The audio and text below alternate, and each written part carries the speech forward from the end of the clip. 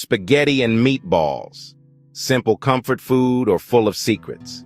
Today, I'm answering the most common spaghetti and meatball questions to make sure your next pasta night is perfect. Stick around for expert tips. Welcome to Speedy Chef. Today, I'm tackling the most frequently asked spaghetti and meatball questions, covering everything from sauce techniques to cooking hacks. Let's get started. First up, should you break spaghetti before cooking? No. Spaghetti is meant to be twirled, not snapped. If you're using a tiny pot, breaking it might be necessary, but it's not ideal.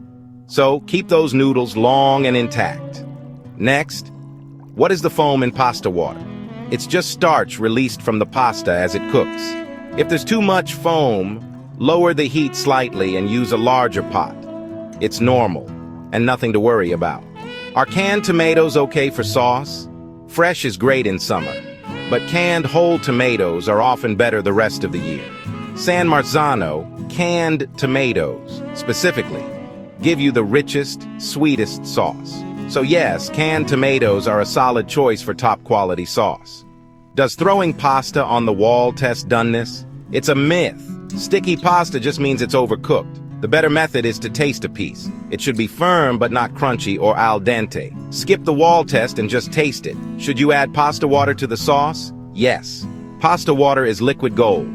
It adds starch that helps the sauce stick to the noodles. Add a splash before tossing pasta with the sauce. Always reserve some pasta water. Does salt help pasta water boil faster? No. It actually raises the boiling point slightly. The purpose of salt is to season the pasta, making it taste better. Salt your pasta water, but don't expect it to speed things up. Now you have expert answers to the most common spaghetti and meatball questions. What's your favorite pasta tip? Let me know in the comments. Don't forget to like, subscribe, and hit the bell for more expert cooking tips. Want to master more pasta techniques?